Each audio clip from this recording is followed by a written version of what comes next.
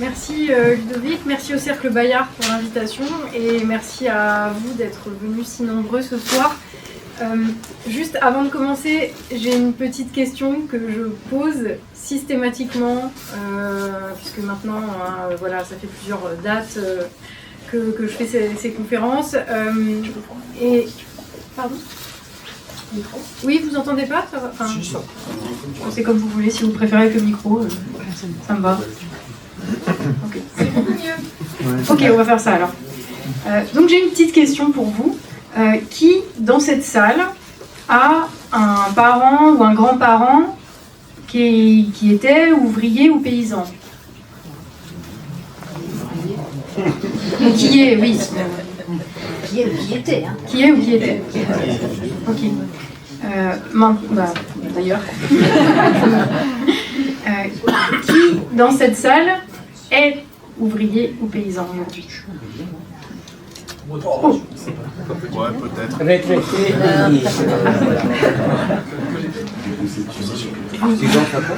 Oui. Ah bah oui. Oui, c'est vrai, je pourrais dire artisan, ouvrier, paysan. Voilà. Ben voilà.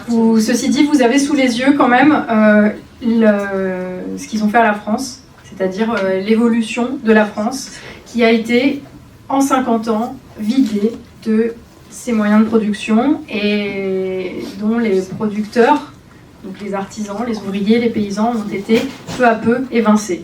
Et particulièrement des villes et des grandes villes, des métropoles. Donc moi, comme vous, j'ai deux grands-parents producteurs. J'ai un grand-père qui était mineur dans les mines de fer du nord de la Lorraine et l'autre qui était soudeur à l'arc pour Péchinet. Donc pour ceux qui peut-être connaissent, voilà, c'est un ancien groupe industriel français. D'ailleurs, mon grand-père a participé à la construction de la centrale du Bugey. Donc voilà, comme quoi. Et Péchinet, donc c'est un ancien groupe industriel français qui a été absorbé au début des années 2000 par un grand groupe canadien qui lui-même, à la fin des années 2000, a été racheté par Rio Tinto, donc c'est une multinationale anglo-australienne. Et en 2011, le capital de cette entreprise a été cédé à 51% à un fonds d'investissement américain. Vous voyez où je veux en venir. C'est de la même manière, tous les ouvriers français ont vu leurs usines noyées sous le raz-de-marée de la mondialisation. L'ouvrier français n'était pas assez compétitif, alors il n'a pas fait le poids. De même, l'agriculteur français, il s'est passé la même chose, que ce soit chez moi en Limousin et partout où il reste encore des producteurs agricoles, et heureusement qu'ils sont là d'ailleurs, parce que sinon on ne mangerait pas.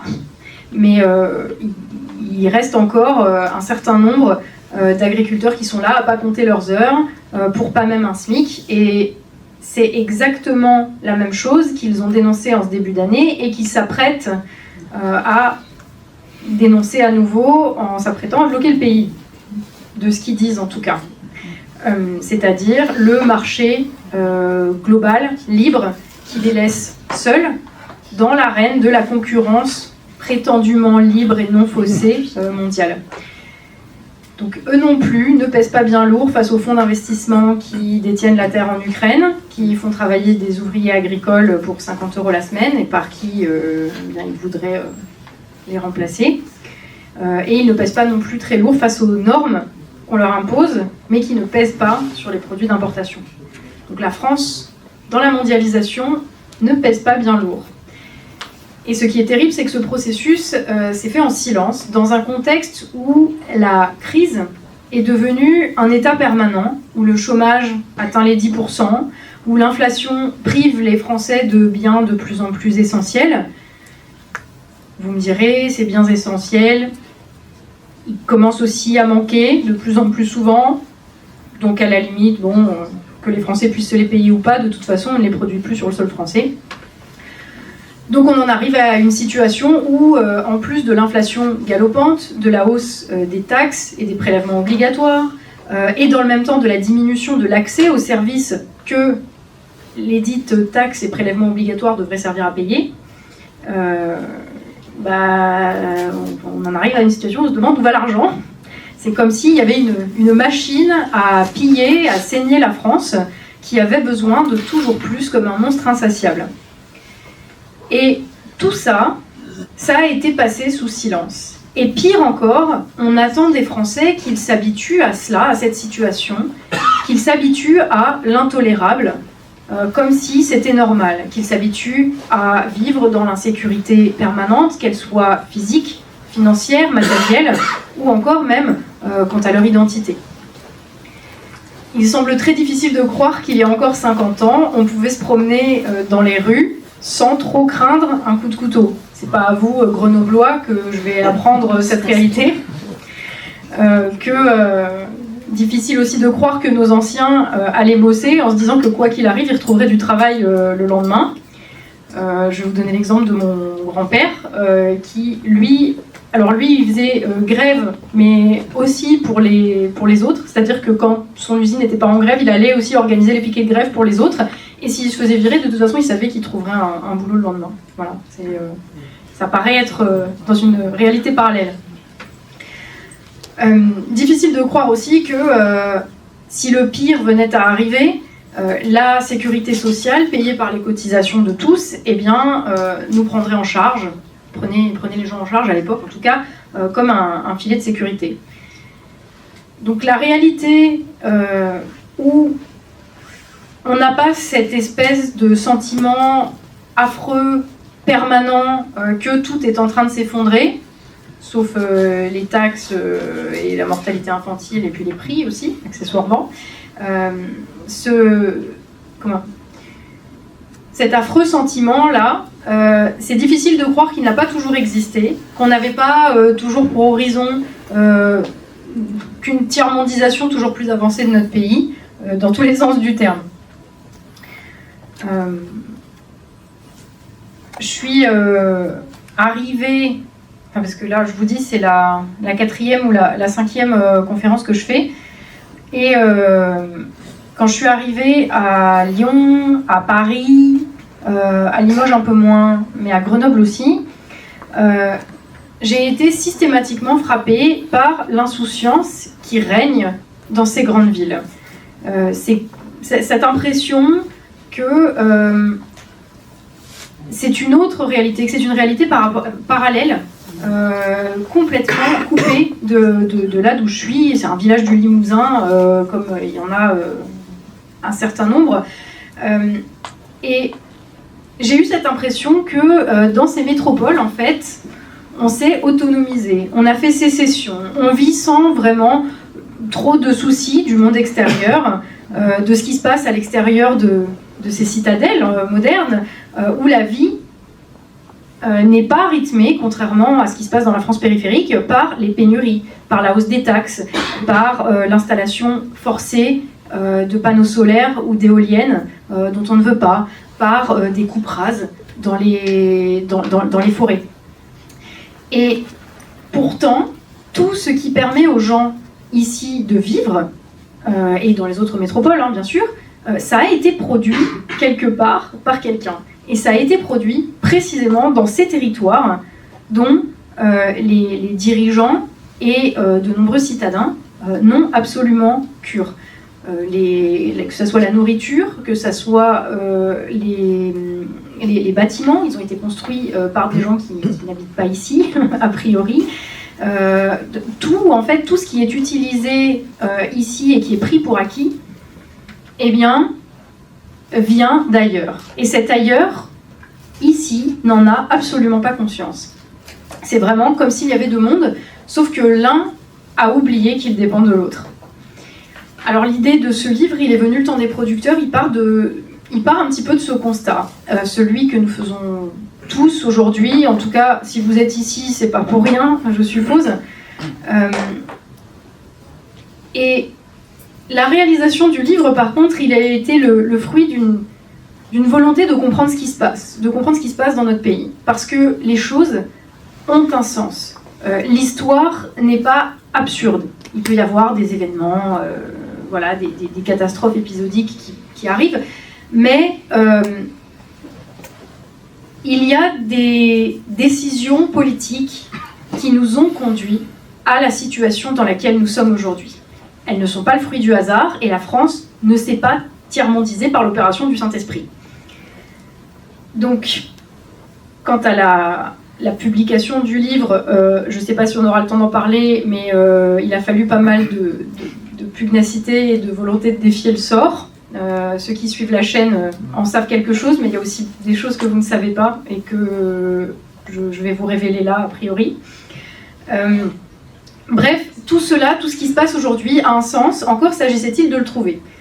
Et la quête de sens, ça tombe bien, c'est un petit peu ce qui nous meut avec l'équipe du Fil d'Actu, avec qui je fais des vidéos depuis presque 10 ans. Et ceux qui suivent les vidéos, vous savez que le slogan de la chaîne, c'est, depuis le début, l'émission qui donne du sens à l'information. Donc c'était vraiment le leitmotiv, le point de départ, dans un monde médiatique qui était saturé de polémiques stériles, d'événements qui nous semblaient un peu déconnectés les uns des autres, d'analyses qui n'étaient finalement que des réactions qu'on allait oublier aussi vite qu'on les avait entendues, mais qui pourrissaient quand même nos cerveaux au passage. Alors on a voulu faire ça, retrouver le sens des choses. Ça a impliqué parfois de laisser passer la caravane du cirque médiatique, de s'éloigner un petit peu du bruit, laisser la poussière retomber pour pouvoir comprendre, sans qu'il y ait de boucan pour nous parasiter, et pour comprendre finalement les tenants et les aboutissants de ce qui se passait. Et depuis 10 ans, avec le Fil d'Actu et sur ma propre chaîne YouTube, on fait des vidéos, les choses se sont quand même considérablement dégradées. La situation est grave et les problèmes sont complexes. Et il y a un problème encore plus grave, c'est que personne, depuis déjà 10 ans, en tout cas depuis le moment où nous on a fait ce constat, c'est que personne ne semble avoir envie d'en trouver la racine, d'en comprendre les causes. Tous ceux dont c'est le travail d'expliquer tout ça, à savoir les journalistes, ne le font pas. Ceux dont c'est le travail de proposer quelque chose, de proposer un projet concret pour résoudre ces problèmes, eh bien, semblent, à mon avis, avoir cédé à la facilité des polémiques stériles qui durent 5 minutes et abandonner le travail de fond. Et donc avec le Fil d'Actu, ce qu'on a choisi de faire il y a presque 10 ans, c'est de sortir de notre zone de confort et d'aller au fond des choses. Alors pourquoi je vous parle du Fil d'Actu de YouTube par rapport au livre ? En fait, c'est parce que ce livre, c'est un petit peu l'aboutissement, c'est la suite logique en tout cas, de cette démarche de quête de sens. Parce que comme dans notre démarche avec le Fil d'Actu, il a fallu remettre en question des modes de pensée pour des modes de pensée qui étaient tellement enracinés en fait que c'était devenu une seconde nature. Il a fallu repartir du réel. Et ça a impliqué un travail assez difficile pour se détacher des idéologies, aussi bien celles que le système nous avait mis dans le crâne, que celles que nous étions choisis en réaction à tout cela. C'est pas un secret, j'ai été militante assez active à gauche, et j'y ai cru, j'y ai très sincèrement cru, sauf que il y a eu un moment où il y a eu la croisée des chemins, parce que quand on décide de partir du réel et qu'on part pas du présupposé qu'on a raison, ben forcément ça clash avec ceux qui défendent simplement une chapelle et qui se disent on a raison, il s'agit juste d'en convaincre même pas le monde entier, juste assez pour être élu. Voilà. Et nous c'était pas du tout notre démarche, donc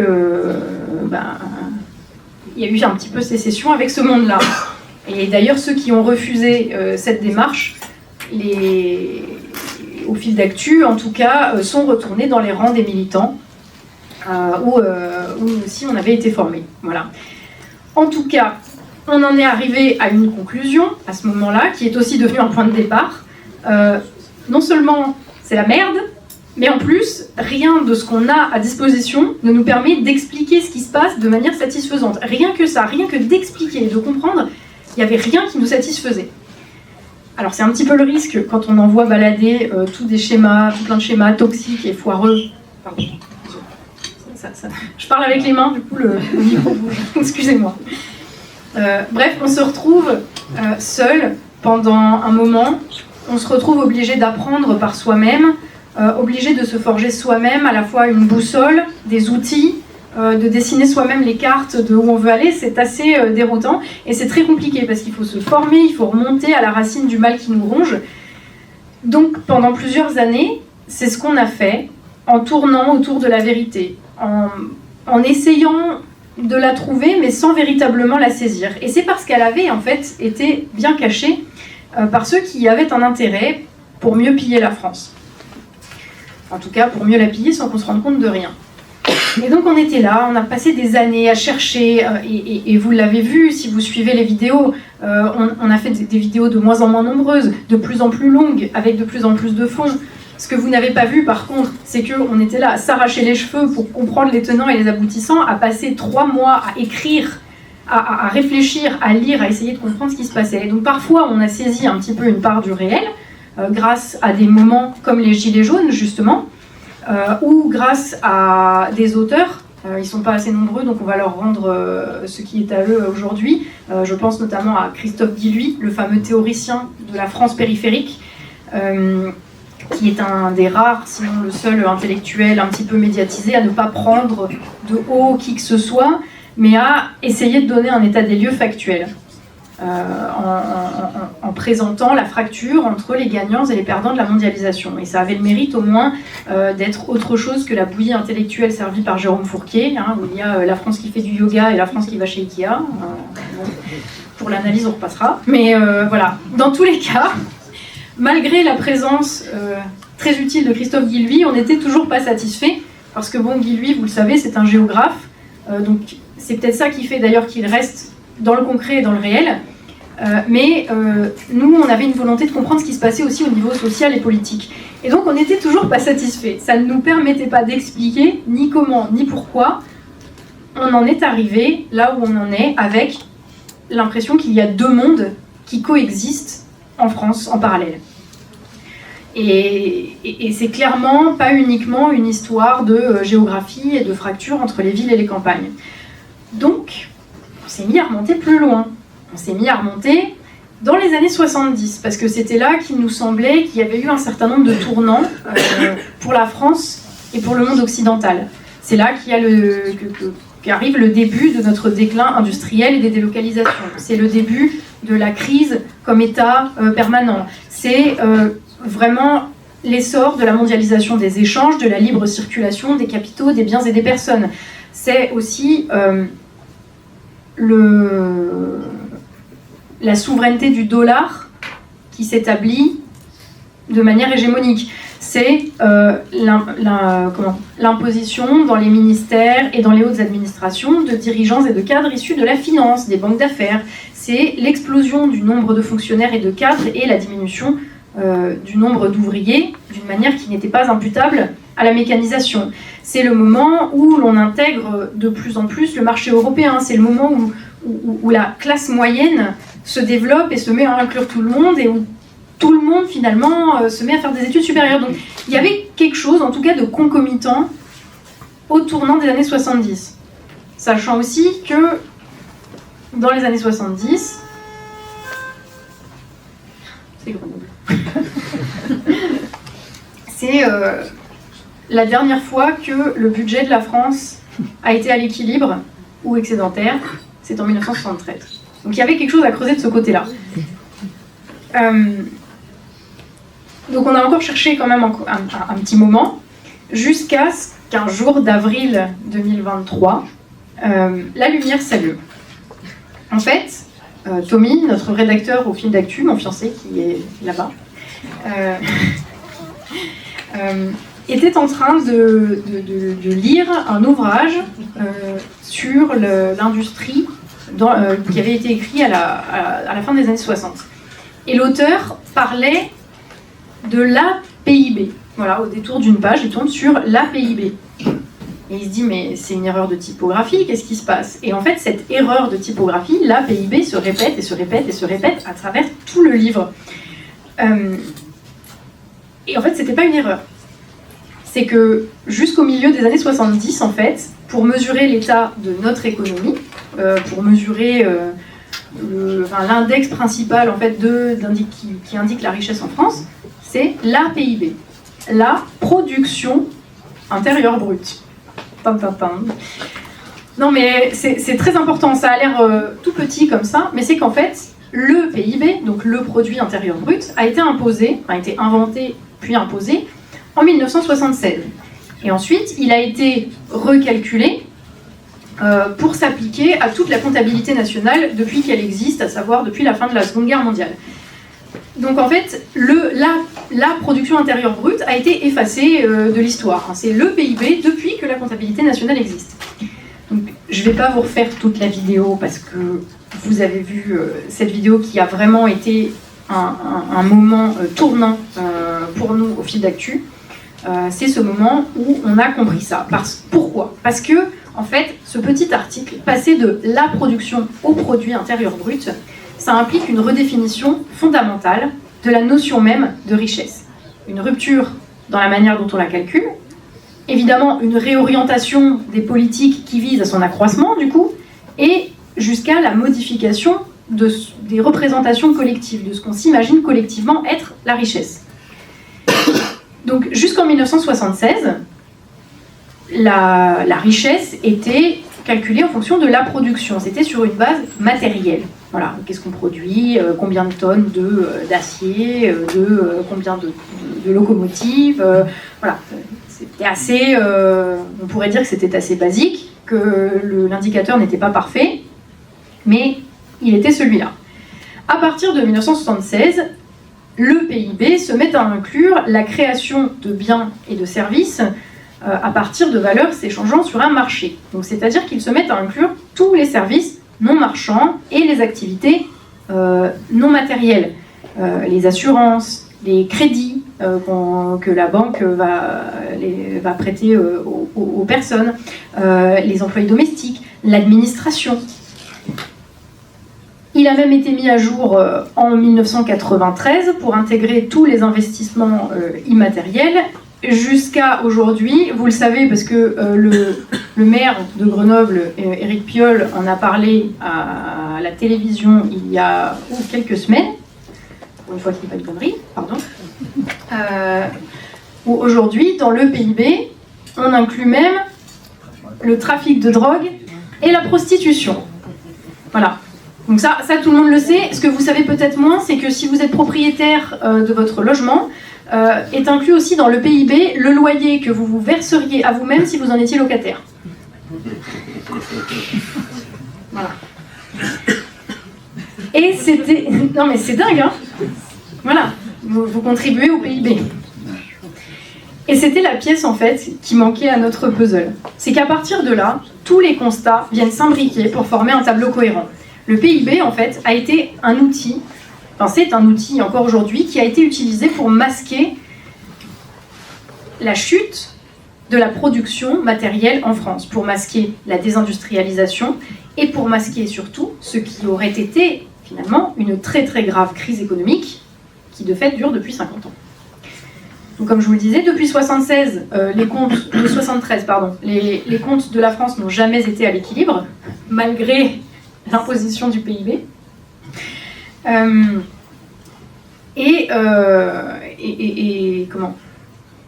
si vous prenez en compte, malgré le fait que les dépenses de l'État contribuent au PIB, mais du coup ça augmente aussi le déficit.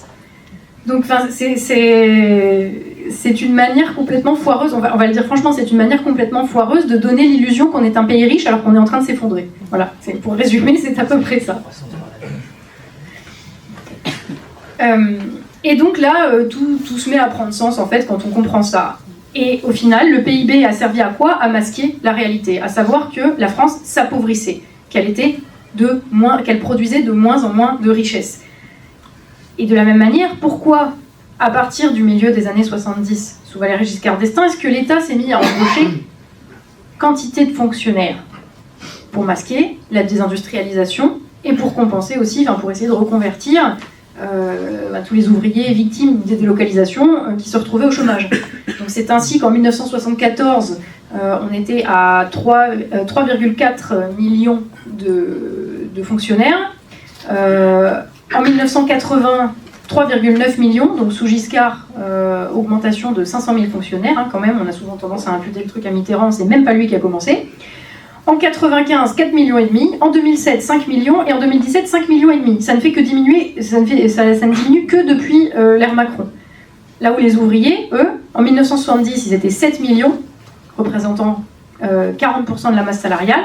Aujourd'hui, ils sont encore 5 millions. Ils n'ont pas réussi à tous les tuer, mais seulement 20% de la masse salariale. Aujourd'hui, il y a plus de cadres que d'ouvriers.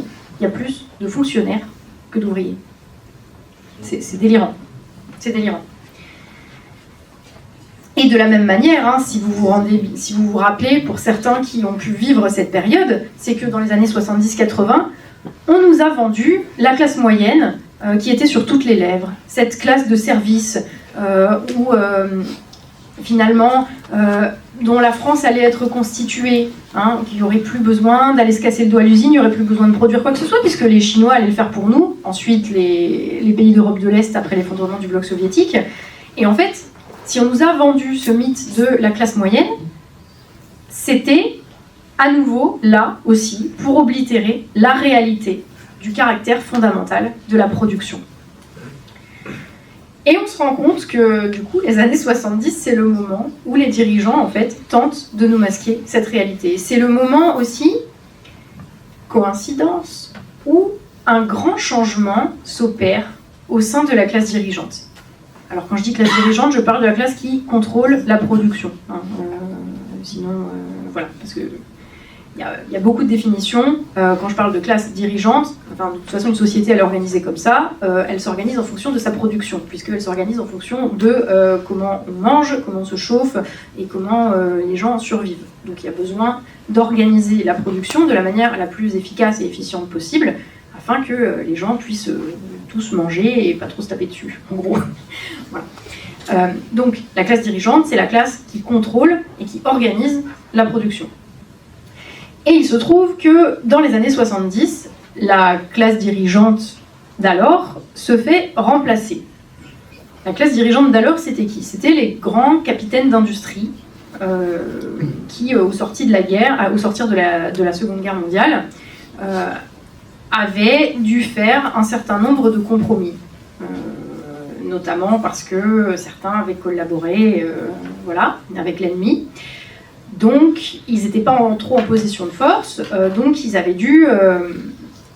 quand même dû faire un petit compromis. Et ce compromis a été leur faiblesse, finalement, face à l'émergence d'une nouvelle classe qui allait la remplacer dans les années 70, à savoir, non pas le patron de l'entreprise, Monsieur Renault, après c'est pas un bon exemple parce que au niveau collaboration, lui s'est posé là, mais disons que voilà, c'était plus le vrai patron, c'était plus le patron qui était là, qui pouvait aller discuter avec les contremaîtres pour augmenter les cadences, pour avoir ses rapports, etc. C'était le propriétaire des titres de propriété des moyens de production. Donc c'est qui? C'est les financiers.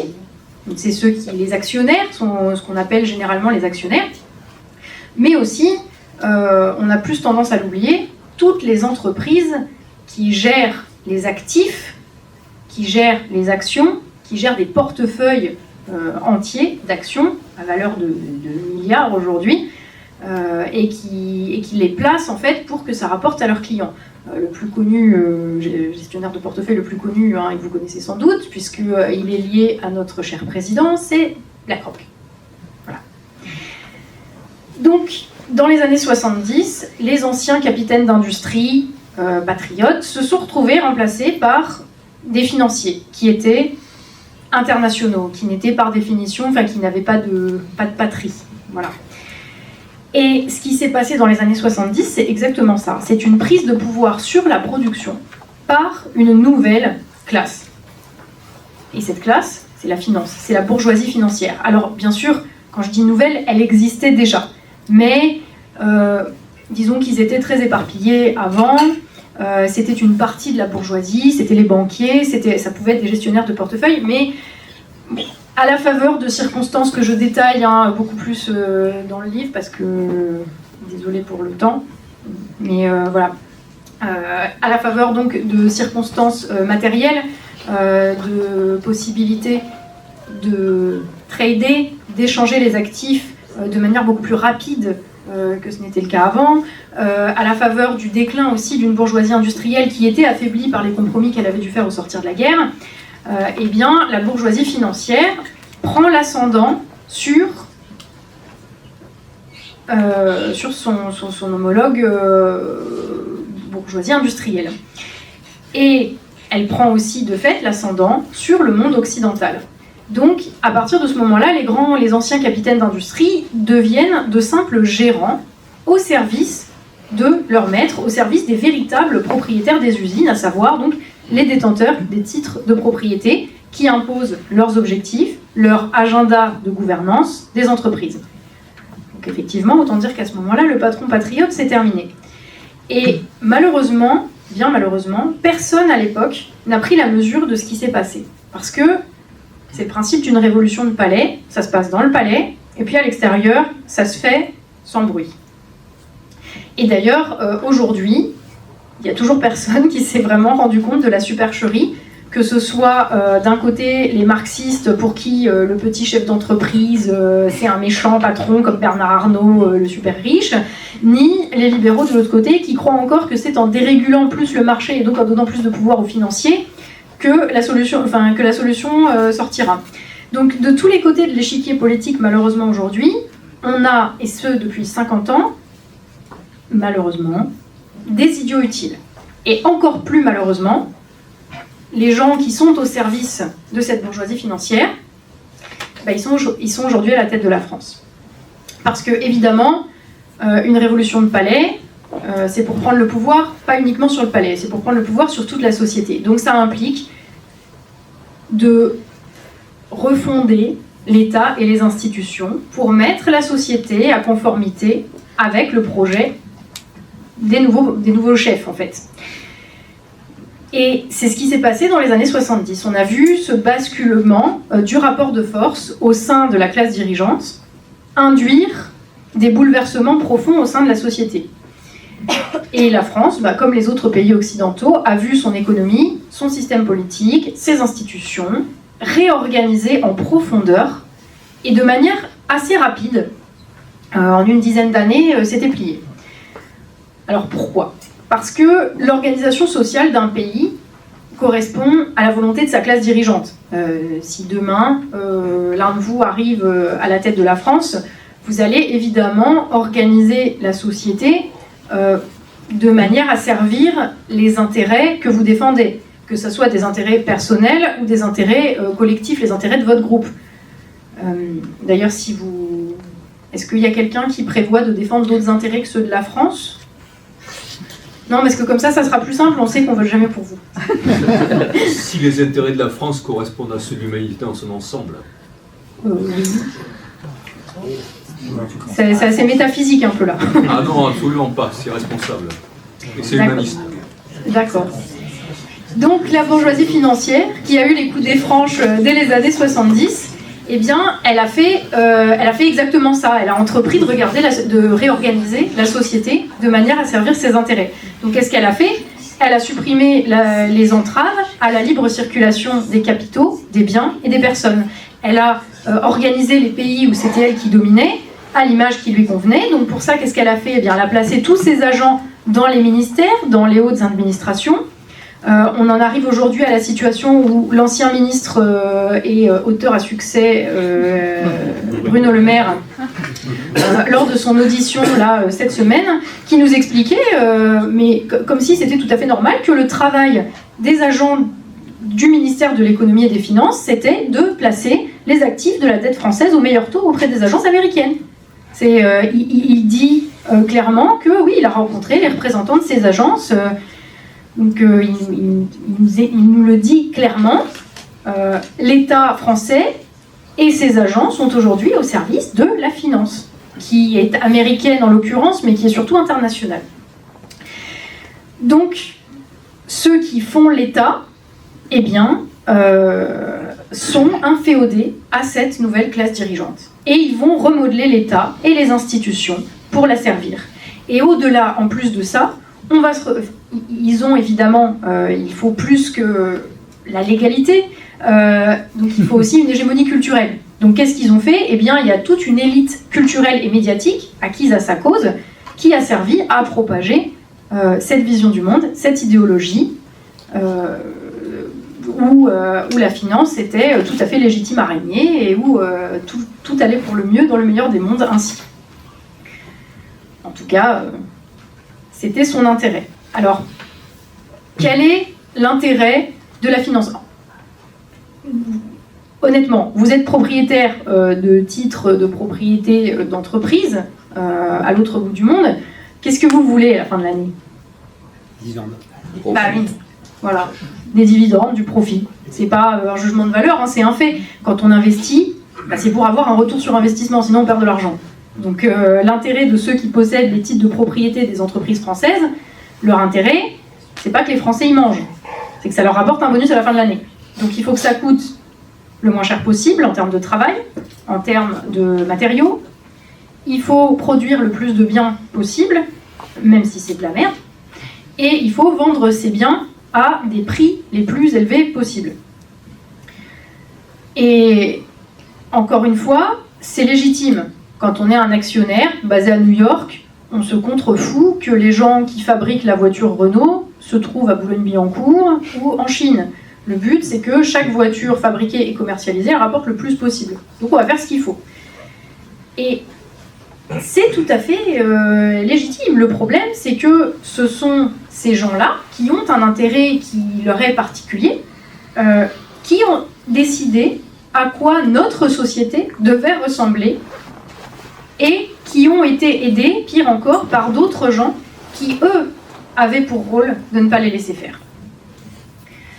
Au sein de n'importe quelle société, il y a toujours des intérêts divergents. Hein. Encore une fois, c'est pas, je ne suis pas en train de dire qu'on est tous des ennemis, mais il faut quand même se rendre à l'évidence. Il y a toujours des rapports de force au sein d'une société entre des groupes aux intérêts divergents.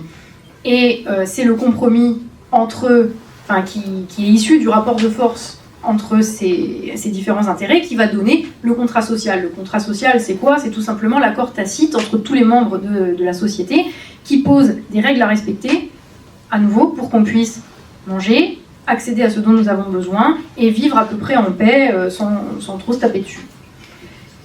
Et en France, au sortir de la guerre, le pays était complètement ravagé. C'est une donnée matérielle à prendre en compte puisqu'il y a eu besoin de réorganiser complètement la production de manière à ce que les Français puissent accéder à ce dont ils avaient besoin. La nourriture, des bâtiments, parce qu'il y en avait quand même, voilà, et de l'énergie, en gros, hein, et des biens matériels de toutes sortes. Donc il a fallu réorganiser la production, donc il a fallu fonder un nouveau contrat social, parce que celui qui avait cours au début des années 40, il était caduc. Il a été caduc très rapidement. Donc il a fallu fonder ce nouveau contrat social entre qui? Eh bien entre d'un côté les Français qui avaient besoin de ça et qui fournissaient d'ailleurs la main d'œuvre pour produire tout ça, parce que ça ne se produit pas tout seul, et de l'autre côté les fameux capitaines d'industrie français qui étaient à l'époque encore propriétaires des moyens de production. Et on avait besoin des deux. Et ce nouveau contrat social s'est fait sous la supervision de l'État et de ses représentants, à savoir les dirigeants politiques qui devaient faire et exécuter les lois en prenant en compte les différentes forces en présence et la nécessité d'avoir le consentement des deux côtés pour pouvoir servir les intérêts de la France. Parce que chaque groupe avait quand même des moyens de pression. Hein. D'un côté, on avait quand même les ouvriers qui étaient très nombreux, qui pouvaient faire grève. Je rappelle qu'à cette époque, la grève avait un sens. C'était pas juste pour faire chier les gens, c'était arrêter la production parce que si on ne produit pas, il n'y a pas de richesse, donc ça embête ceux qui possèdent les moyens de production. Et de l'autre côté, eh bien, les détenteurs des moyens de production, évidemment, ils avaient aussi un moyen de pression puisque sans usine, eh bien, les ouvriers n'avaient pas de travail et ne pouvaient pas produire. Donc il a fallu un petit peu mettre tout le monde, pas forcément d'accord, mais maintenir la balance à l'équilibre entre les intérêts des producteurs et les intérêts des propriétaires. Et sauf qu'à l'époque, les intérêts des producteurs, c'était de produire pour que la France ait de quoi se nourrir, et de quoi manger, que eux tous aient de quoi manger. Donc il était convergent avec l'intérêt national. Et les intérêts des propriétaires des moyens de production convergeaient également avec l'intérêt national, puisqu'ils avaient intérêt à ce que la France produise de la richesse et exporte le plus possible pour faire du bénéfice à la fin de l'année. Et ça a super bien marché. Ça a super bien marché. Ça a donné les 30 Glorieuses. Donc la France était numéro 1 dans tout un tas de domaines à l'époque, hein, l'électricité, l'agriculture, le textile. Voilà. Et pourquoi ? Parce que l'État, à l'époque, s'est mis au service du compromis entre les deux parties, et les deux parties, et les intérêts de ces deux parties convergeaient également avec l'intérêt national. À partir des années 70, clairement, ça commence à coincer. Vu que la bourgeoisie financière est internationale, et qu'elle n'est plus en France, ça fait qu'elle se fiche un petit peu que les Français mangent et se chauffent, et elle se fout complètement de la prospérité nationale. Et comme à la tête de la France et des autres pays occidentaux, d'ailleurs, ils ont placé, la bourgeoisie financière a placé ses agents à elle pour défendre ses propres intérêts, le résultat du rapport de force, avec l'État un petit peu comme arbitre, il va changer. Quand l'arbitre est du côté d'une équipe, qu'est-ce que vous voulez faire quand vous êtes le challenger ? Ça ne le fait pas. Donc, qu'est-ce qui se passe ? On désindustrialise, on met le couteau sous la gorge des agriculteurs, et l'État bascule complètement du côté de la finance. Donc, cette balance qui était auparavant équilibrée pour les uns et les autres, elle se fait en défaveur des producteurs, face à qui la finance pèse de plus en plus lourd. Donc la France, en fait, dans les années 70, se retrouve victime d'une gigantesque OPA qui vise à piller pas seulement la richesse produite, mais aussi les moyens de la produire. Et c'est ça, en fait, la clé du truc. C'est parce que, une fois qu'elle pille le fruit de la production, on peut quand même encore économiser sur les moyens de production. Donc on va délocaliser les usines en Chine. C'est quand même pratique. Et à ce moment-là, en fait, c'est ça le pire, c'est même pas qu'on a été trahi par nos dirigeants, c'est qu'en une décennie, des dirigeants politiques ont été remplacés par les dirigeants politiques qui avant étaient au service du compromis des intérêts de la nation. Et dans l'intérêt de la nation, je suis désolée, j'ai du mal aujourd'hui. On va la refaire. En une décennie, nos dirigeants politiques, qui étaient au service du compromis dans l'intérêt national, ont été remplacés par, tout bêtement, des serviteurs de la finance. Et de là, la saignée a pu commencer et se faire sans aucune entrave. Et encore une fois, ce n'est pas un jugement de valeur morale, c'est des choses très concrètes. Il ne s'agit pas d'idéologie là. C'est qu'il y a eu besoin de détruire l'outil de production français pour pouvoir piller. Donc, qu'est-ce qu'a fait la classe dirigeante ? Elle a établi la libre circulation des capitaux. Là où les capitaines d'industrie d'avant avaient besoin d'un tissu industriel très fort. Pareil, elle a eu besoin de donner l'illusion que rien n'avait changé. Donc, elle a fait quoi ? Elle a établi la libre circulation des biens. C'est-à-dire qu'elle nous a fait croire que non, mais vous inquiétez pas, c'est toujours la même chose, mais sauf que c'est les Chinois qui le fabriquent. Pareil, vous inquiétez pas, rien ne change. De même, elle a eu besoin de quoi ? Elle a eu besoin d'avoir ses serviteurs aux portes des villes. Donc elle a fait quoi ? Elle a fait venir une main-d'œuvre immigrée, pas chère, corvéable à merci, et en instaurant la libre circulation des personnes. Et tout ça, elle l'a gravé dans le marbre des décisions politiques, des lois, des institutions qui ont été tous organisées pour cela. Et on se retrouve aujourd'hui avec l'incarnation suprême de ce système. C'est qu'on a un président de la République, banquier d'affaires, de chez Rothschild, qui sert finalement ses maîtres, qui continue de piller ce qui reste. Alstom, triste exemple. Et bien sûr, ils nous ont enrobé ça dans un discours positif pour faire passer la pilule, la mondialisation heureuse, et c'est la croissance, alors la croissance du PIB, du coup, voilà. Nos enfants auront un meilleur avenir, c'est la liberté. La liberté, ça a été le grand mot qui a été utilisé pour nous vendre ça. Au final, c'est un peu la liberté du renard dans le poulailler, quoi. Voilà. Et pour acter en fait de tout ça, On a dénigré tous les métiers manuels, qui étaient trop associés à la production, dont ils ne voulaient surtout plus en France, parce que ça coûtait trop cher. Et donc, dans le paradis métropolisé de la finance, tout le monde devait finir, enfin c'était ça hein, l'idée, hein, c'est que la France devait devenir une espèce de paradis où tout le monde a un bullshit job dans un bureau en ville, et tout va bien. Et si vous regardez, toutes les représentations médiatiques et culturelles à partir des années 70-80 nous ont présenté les ouvriers, les paysans comme des reliques d'un ancien temps révolu, un passé sale, mort, dont on ne veut plus, qui pollue, voilà, c'est négatif, avec des métiers difficiles. Bah oui, c'est difficile, mais en même temps, on est des êtres humains et survivre, c'est difficile, ça demande un petit peu de boulot tous les jours. Donc, bon. Alors, la question, c'est est-ce que ça a marché ? Bah non. Non. Mais pendant quelques temps, on a fait comme si, et l'illusion a fonctionné. Donc, ils n'ont pas réussi à effacer les producteurs de l'histoire ni du pays. Hein. Il y a toujours des artisans, des ouvriers, des paysans, et heureusement, parce que sinon on serait beaucoup plus en détresse qu'on ne l'est maintenant, c'est dire.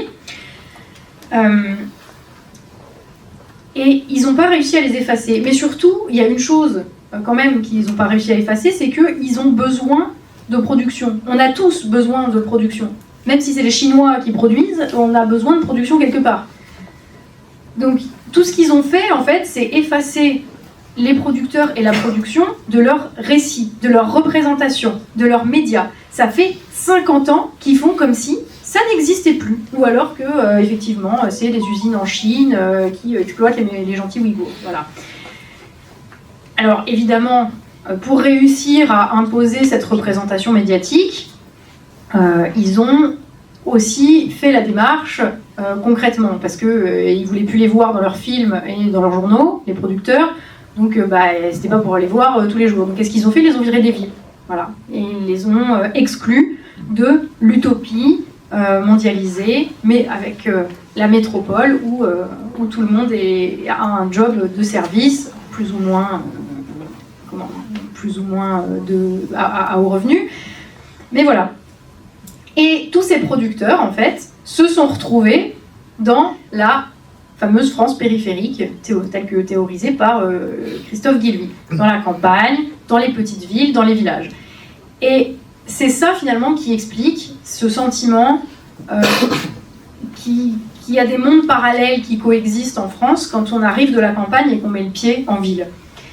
Et ces deux mondes, en fait, qui coexistent géographiquement, c'est pas parce que c'est une opposition ville-campagne, en fait. C'est parce que c'est une opposition qui est sociale. Et cette opposition, elle est le reflet de l'ordre social que la classe dirigeante a établi quand elle a imposé son utopie. Hein, son utopie, c'était donc en ville concentrer tous les jobs directement liés à la classe dirigeante, à haute valeur ajoutée, la plupart improductifs, dans le marketing, la publicité, le consulting, des métiers d'encadrement, de conseil. Tout autour, elle a quand même, puisqu'elle contrôle l'État, donc elle a gardé son armée de services, et notamment de fonctionnaires, qui, comme le nom l'indique, sont garants du bon fonctionnement du système, qui, eux, sont répartis un petit peu sur tout le territoire.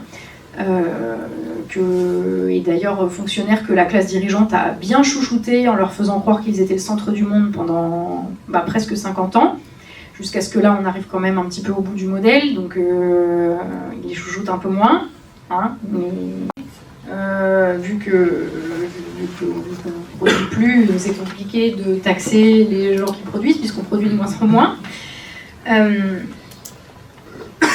Et je repense aux déclarations de Michel Barnier, en fait, sur la nécessité de trouver 60 milliards pour 2025.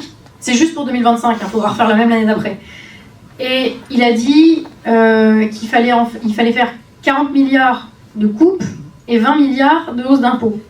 Voilà.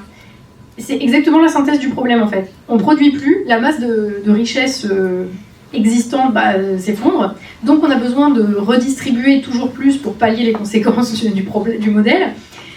Et donc qu'est-ce qu'on fait ? Si on ne la produit plus, la richesse, on l'emprunte sur les marchés avec de moins en moins de capacité de remboursement parce que on emprunte de plus en plus, donc on est de plus en plus endetté et puis on produit de moins en moins de richesse. Donc en plus de ça, les taux d'intérêt ils grimpent parce qu'on peut nous faire de moins en moins confiance.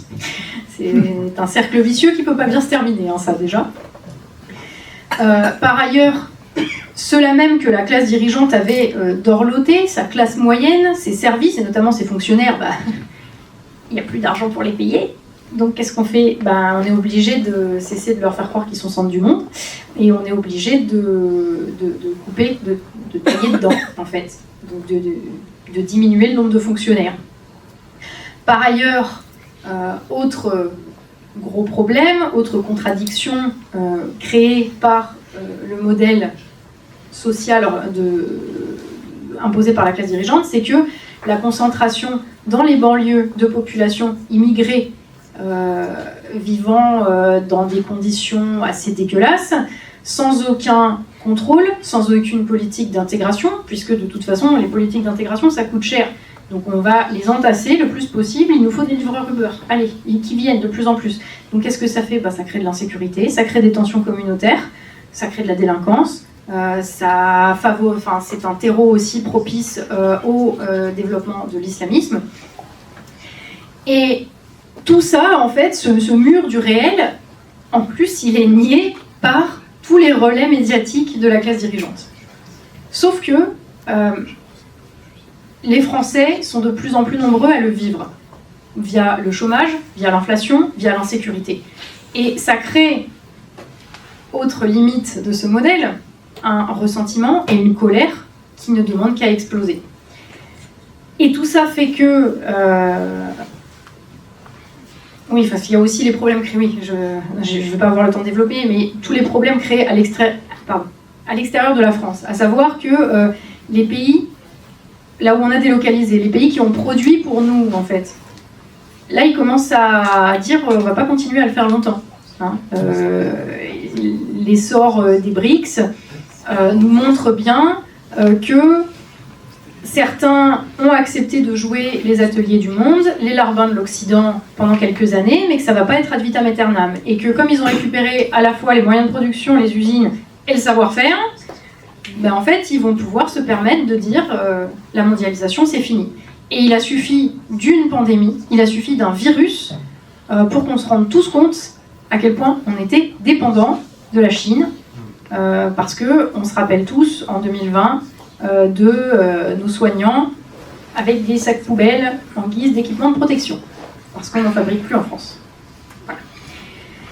Donc en plus, il y a toutes les tensions géopolitiques qui sont liées à cette démondialisation. Ça commence à faire beaucoup de limites et de contradictions là quand même. Hein.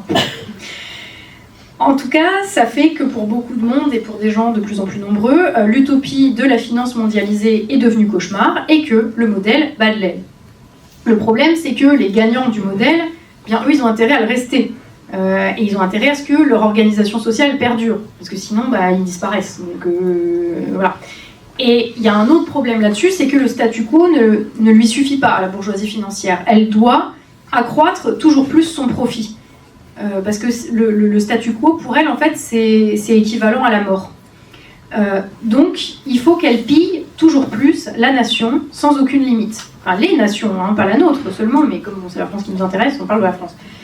Et sa seule limite, en fait, c'est la limite physique et matérielle. Donc, soit celle du rejet de son modèle qui est de plus en plus massif,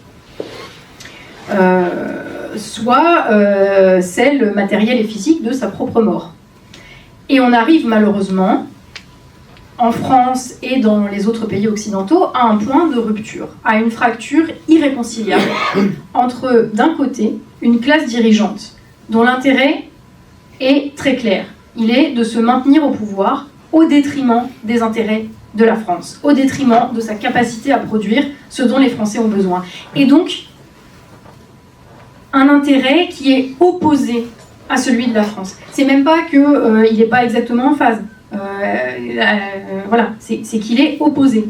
C'est-à-dire que si la bourgeoisie financière continue de vivre et d'être en haut de la pyramide, eh bien ça implique à plus ou moins court terme la mort de la France. La mort physique, la mort réelle. Je ne parle pas, encore une fois, d'idées culturelles. Non, c'est physiquement. Donc on a ça d'un côté. Et bien sûr, autour d'elle, les catégories sociales qui ont intérêt à ce qu'elle reste au pouvoir pour continuer d'exister et de graviter autour d'elle. Et de l'autre côté, ceux qui sont pour le moment les grands perdants de ce modèle, depuis plusieurs décennies, les producteurs, les ouvriers, les artisans, les agriculteurs, les petits patrons, tous ceux qui produisent la richesse concrète dans l'arène de la libre circulation des biens, des marchandises, enfin oui, non, des biens, des marchandises, c'est la même chose, mais des biens, des services, des capitaux et des personnes, avec au pied le boulet des prélèvements obligatoires qui se fait de plus en plus important parce qu'il faut pallier les dysfonctionnements du modèle. Ces producteurs, eux, ont intérêt à ce que la pression fiscale qui pèse sur eux diminue. Ils ont intérêt à être protégés de la concurrence déloyale de manière à pouvoir faire leur travail en paix, à savoir faire vivre la France, produire pour nous nourrir, nous approvisionner en énergie et en biens de toutes sortes. Donc on a en France deux groupes, deux catégories sociales aux intérêts opposés. L'un dont l'intérêt est contraire à l'intérêt de la France et mène à sa destruction, et l'autre dont l'intérêt, en revanche, converge avec celui de la nation française. Le problème, c'est que c'est le premier qui dirige et qui nous gouverne aujourd'hui. Et que tant qu'ils continueront de diriger, eh bien, les choses ne vont pas changer. Et ça ne peut aller que de pire en pire. Donc on arrive à l'évidence, c'est que les intérêts de la survie de la France sont incompatibles avec la survie de sa classe dirigeante. Ça craint un peu. Et que la seule issue, donc, c'est de bâtir un nouveau contrat social, comme ce qui s'est passé au sortir de la Seconde Guerre mondiale, mais pas en bâtissant le même contrat social, puisque les circonstances ne sont pas les mêmes, mais de construire une nouvelle organisation de la société, une nouvelle organisation de la production, centrée sur, précisément, comme priorité, la production pour répondre aux besoins des Français, avec donc les producteurs et leurs besoins au centre des priorités. Et c'est terrible, c'est ça ce qu'on trouve quand on cherche à comprendre un petit peu comment on en est arrivé là. Donc, des explications satisfaisantes, à défaut d'être parfaites ou agréables à entendre, et qui pointent dans une direction, je dirais pas que c'est positif, parce que ça va être compliqué quand même, mais en tout cas, ça pointe vers une issue qui est plus positive que ce à quoi il nous est permis d'espérer, à savoir une agonie interminable de notre pays. Alors évidemment, c'est ça que raconte ce livre. Et ça a clairement un intérêt d'écrire là-dessus, parce que personne ne le fait, en fait, parce que c'est extrêmement difficile à encaisser, je le conçois. Et de la même manière que j'ai pas pu tout dire en fait dans cet exposé, je pouvais pas tout dire en vidéo, donc il a fallu l'écrire. Et quand j'ai eu terminé le manuscrit, vous allez vous moquer de moi, vous allez rigoler, j'ai eu la naïveté de me dire qu'il y a des éditeurs qui allaient publier ça. Je me suis dit non mais c'est bon, les éditeurs ils vont publier un livre qui explique qu'ils sont des parasites et qu'il faut leur enlever leur pouvoir. Pas de problème, qu'ils sont des agents d'une classe dirigeante. Enfin, non mais j'ai aucune excuse. J'ai aucune excuse. Ça fait 10 ans que je fais des vidéos sur YouTube et que je parle de politique. Ça fait plus que ça que je me suis engagée politiquement. Et non. Non, mais on en apprend tous les jours. Et bon, pour ceux qui suivent les vidéos, pareil, vous avez vu un petit peu les déboires avec les éditeurs qui ont tous loué l'écriture, la qualité de l'argumentation, sans aucun problème, mais qui étaient heurtés par le propos politique. On m'a dit, c'est quand même... c'est presque du registre de la guerre civile, votre truc, quand même. Et puis si vous saviez le nom de la maison d'édition de la personne qui m'a dit ça, je peux pas vous le dire, mais c'est très drôle. Dans l'artilleur ? Je ne peux pas vous dire. Bref, j'ai eu tout un tas de c'est trop subversif. J'ai beaucoup aimé aussi le c'est trop marxiste, dans la mesure où je me fais traiter de facho tous les matins. Ça fait plaisir, merci. Donc, bref, il a fallu se débrouiller tout seul, ou presque, parce que ce cheminement, vous qui suivez le cheminement intellectuel que j'ai fait et qu'on a fait avec le fil d'actu pendant toutes ces années, vous qui avez vu le raisonnement se construire, le tableau s'éclaircir pas à pas, vidéo après vidéo, en fait, eh bien, vous l'avez fait avec moi, vous l'avez fait avec nous, via Tipeee aussi. Donc déjà pour ça, je voudrais vous remercier, en fait, parce que c'est vous qui avez permis de maintenir la possibilité, ne serait-ce que de cette réflexion et ensuite de l'écriture de ce livre. Donc merci beaucoup.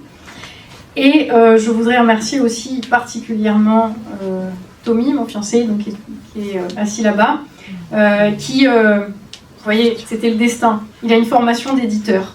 Il ne s'en est jamais servi. Voilà, ça a fait un très beau livre.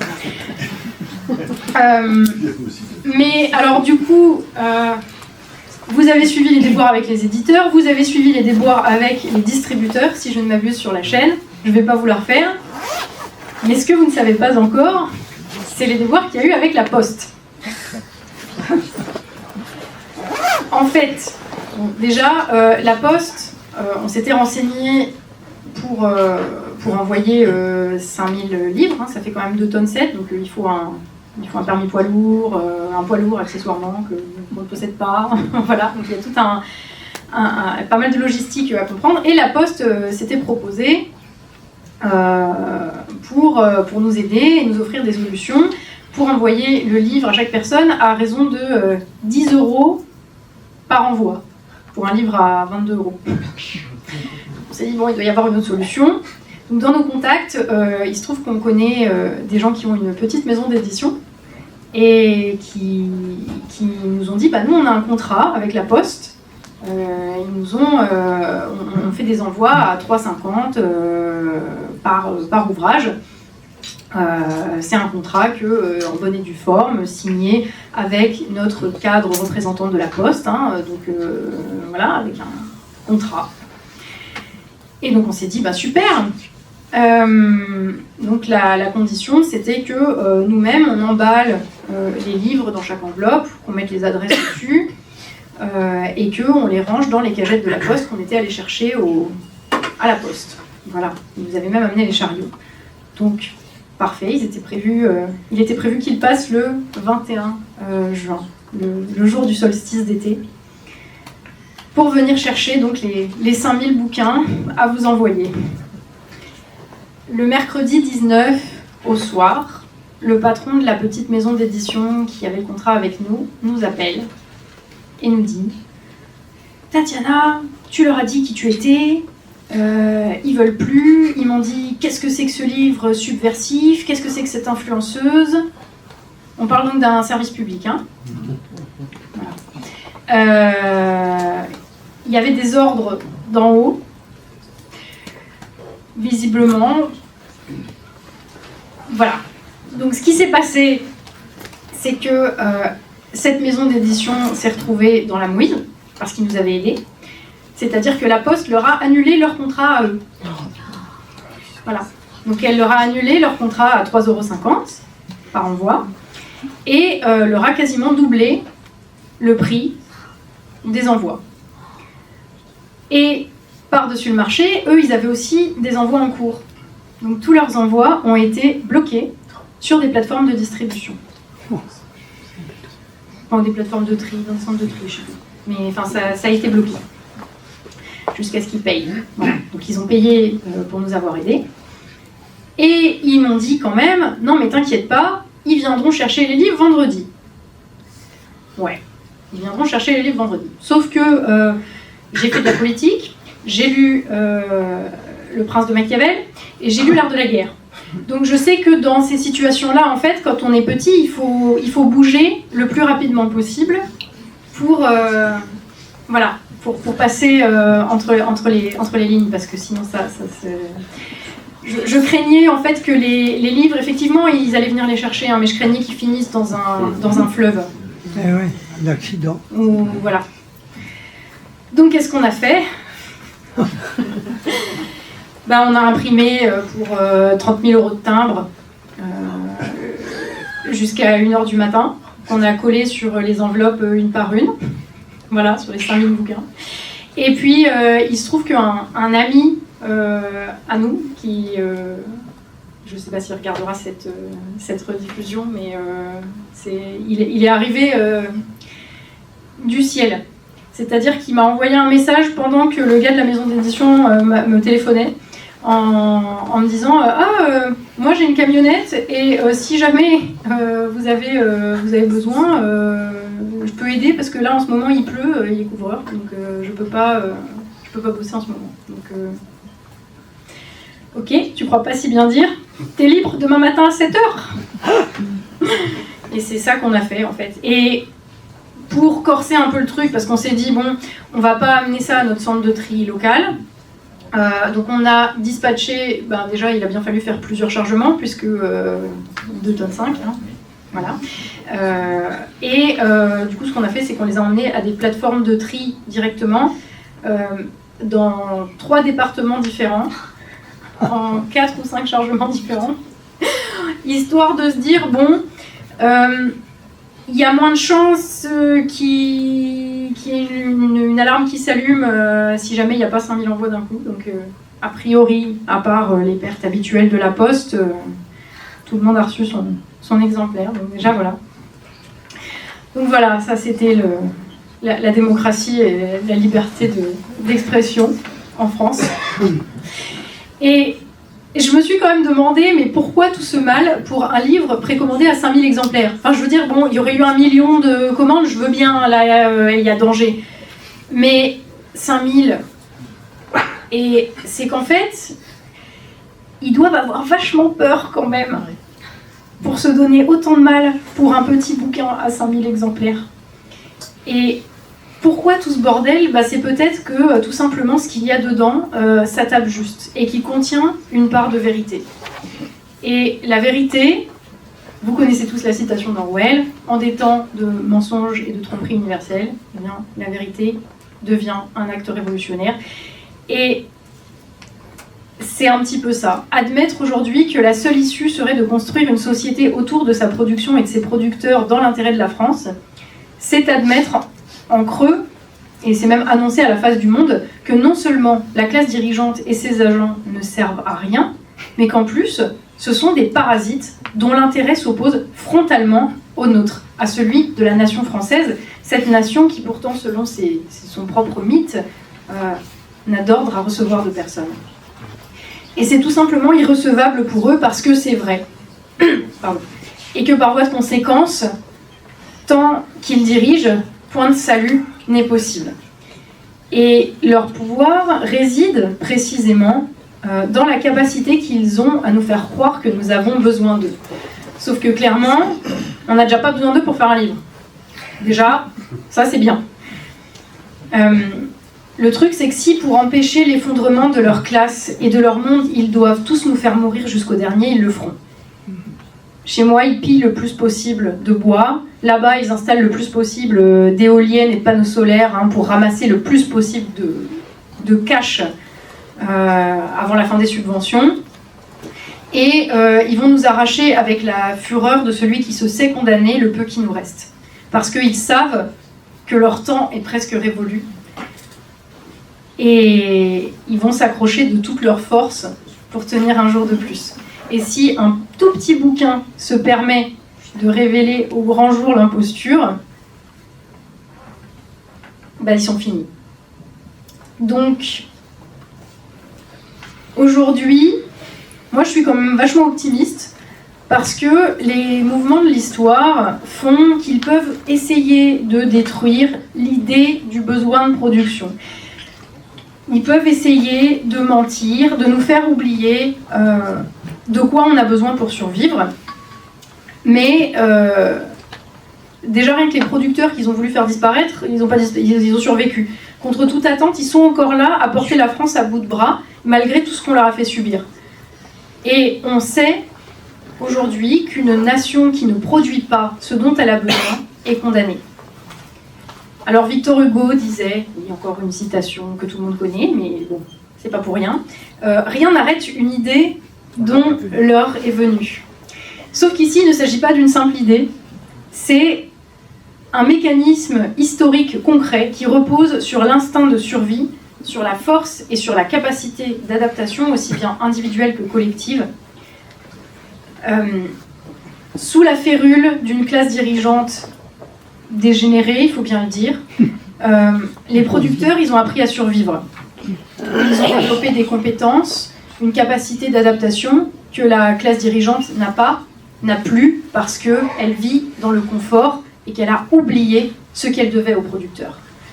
Donc, selon les lois de la nature, tout indique que le temps des producteurs arrive et aucune idéologie, aucune censure, aucune tentative d'oblitérer dans les récits ce fait ne peut rien.